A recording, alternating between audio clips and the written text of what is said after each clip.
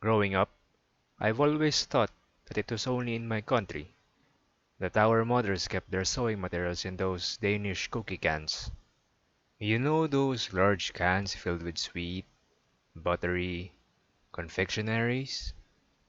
They are gorgeous. Picture this.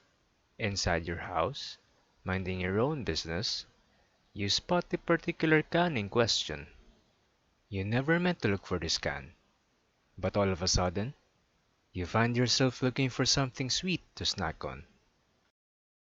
You expect to find a nice treat inside, but what you actually find is a bunch of thread and needles. What is this? Why did my mother keep her sewing materials inside the can? Where are the cookies, Mother? Upon further investigation, other people on the internet have also been bamboozled by their own mothers. Misfortune manifested to the masses. Boulder Dash reported on a global scale. What is it about these scans that made them such a widespread occurrence, responsible for the millions of disappointments caused for the lack of shortbread? Truly, a conspiracy must have transpired between our mothers and the universe. The popular butter cookies we know today were first sold in packs. Then, they came in plastic and cardboard boxes.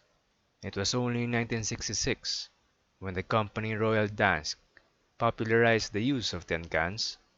Using cans kept the cookies from getting stale and from breaking.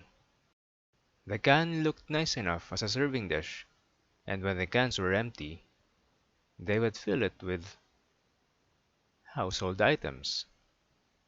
The can in itself is functional and reusable, and mind you, this was food packaging. For our mothers, the can always had value even without the cookies. They thought, why would we buy a proper sewing box when we have a tin can at home? You get cookies and a container at the same time. This before you is best can. You may not like it, but this is peak performance. Evidently, this particular phenomenon transcends both cultures and age, a phenomenon I like to call Schrödinger's cookies. In Schrödinger's thought experiment, he theorizes that inside the box, his cat is neither dead nor alive until it is observed. Then the universe collapses to a singular one. A superposition of states exists only up to when that object is quantified. In our case, every tin can exists, containing both possibilities of cookies and sewing supplies until the lid is opened. The existence of the can of Danish cookies implies the existence of those delectable cookies inside. By opening the can, that mere possibility changes to certainty. The question now is, will or will there not be any cookies inside? Truly, nothing in the world causes so much misery as uncertainty. Barriers that hinder the true potential of the human spirit bears no fruit.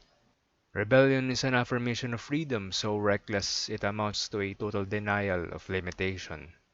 If the world that we are forced to accept is false and nothing is true, then everything is possible.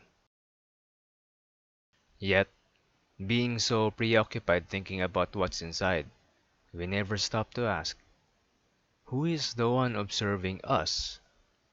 You need to ask yourself, is this the universe where I successfully find cookies and eat them?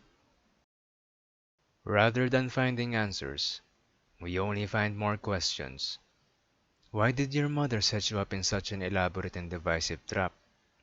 Are all mothers around the world in on this too? Is this a supposed link of all of humanity? Will every can you find be only filled with disappointment? Is she really your mother? Somewhere out there lies the answers to this. Perhaps, in the grand scheme of the universe, filled with uncertainty spanning for eternity, it may not even be important. The cross-cultural similarities are what gives it a special connection for all of us. Maybe the true value of these cans are the memories we have of it and the excitement it brings.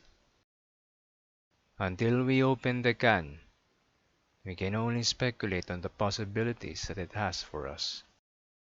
For now, what we do know for certain is, only when the lid is opened will the universe reveal itself. The can is filled with the mystery of possibility. If one decides to find truth, one must simply seek it.